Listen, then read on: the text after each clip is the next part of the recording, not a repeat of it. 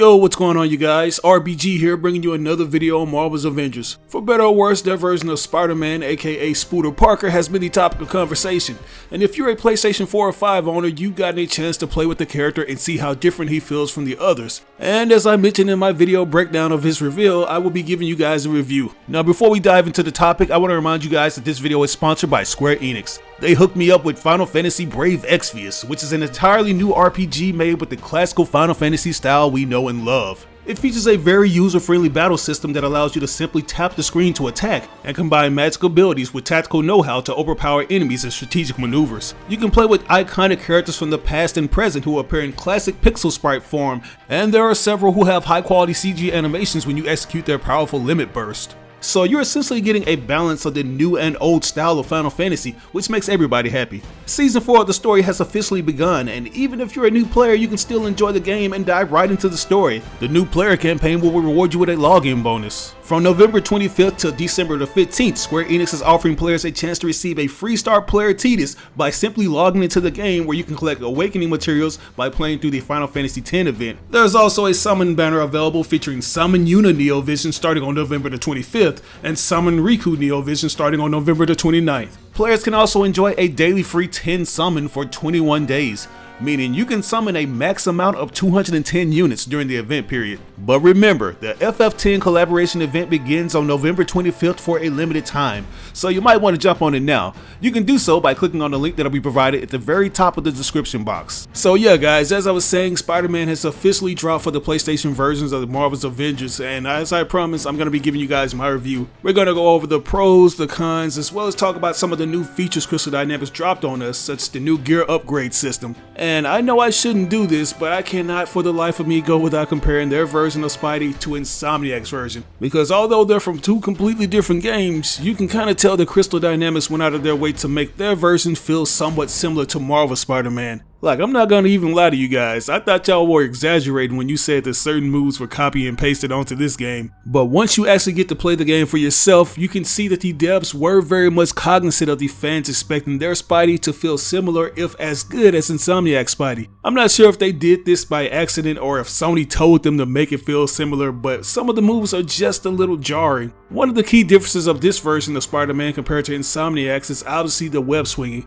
Because as you can see, the webs function as they would in beat-em-ups like Ocean Alliance. I know some of you are disappointed that it doesn't have the detail like the webs actually attaching to building surfaces as opposed to the invisible cloud, but if it did, we probably wouldn't even be playing with Spider-Man right now, since his traversal system alone would have taken a long time to develop. So I didn't necessarily have a problem with the webs latching onto the invisible clouds. But what I did have a problem with is how restricted Spidey feels in terms of his swinging speed.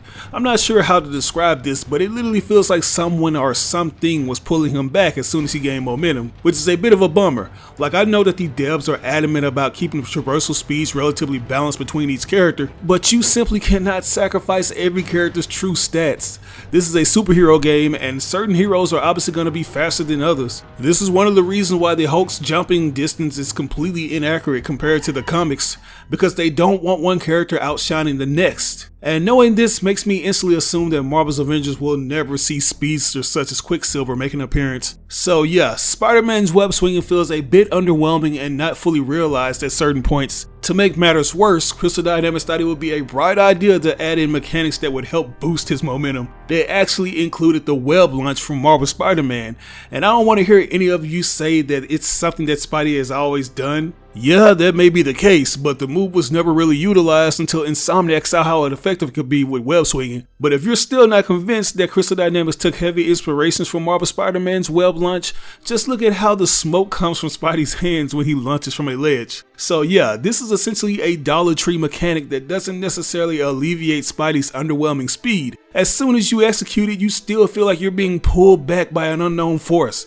And the same can be said for that sad web zip that only makes you move even slower. I really feel like Crystal should have just left out all of these things. Like, if their goal was to make the fans of Insomniac Spider-Man feel comfortable with their gameplay, then they should have studied what really makes that iteration's mechanics work. The web swinging just feels off, and I think they should have taken notes from one of the lesser Spidey games such as the Amazing Spider-Man 1. If you exclude the web rush mechanic, that game features very simplistic web swinging mechanics. Like, although it's floaty and somewhat slow compared to the other Spidey games, it doesn't feel as restrictive as Marvel's Avengers version. So yeah, the web swinging really didn't do it for me. The wall running is more intrusive than it is helpful, since Spider-Man will literally start running on anything if you swing into it. It doesn't even matter if it's a tree, he'll instantly run up it if you swing into it.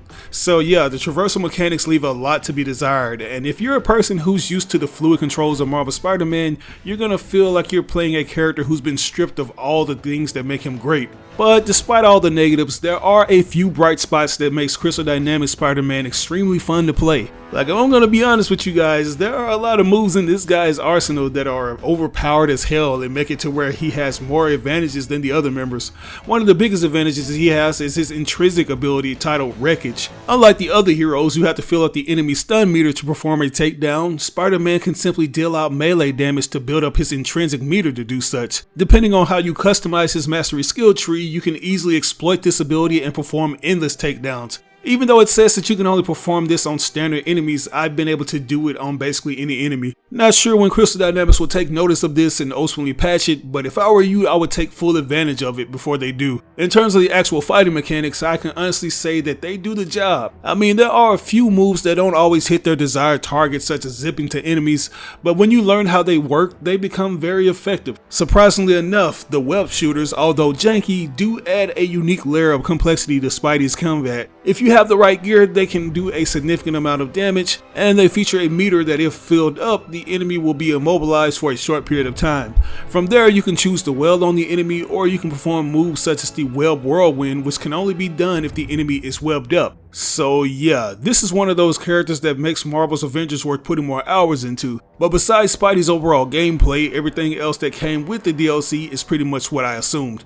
I predicted that everything we wanted regarding his story was mostly shown off in those trailers. We just got a new cutscene where we see him meet the Avengers, followed by another animated cutscene similar to the one we got on the official YouTube channel. Everything else is just rinse and repeat missions that are drawn out to make it feel like you're actually getting something that's worth your while. Like, doing 20 repetitive objectives just to unlock a costume and a few features is kinda whack, if I'm gonna be honest with you. I'm not asking for a slew of cinematics like the War for Wakanda expansion, but considering the fact that this game already relies on a lot of standard in-game cutscenes, you'd think it would be easy to get more of those with Spidey and the Avengers members. But according to Crystal, it kinda defeats the purpose of his story arc since he's supposed to be struggling to be a team player. But it's whatever. Regarding some of the new additions to the overall game, we got something called shipments, which are these item bundles that refresh every 24 hours.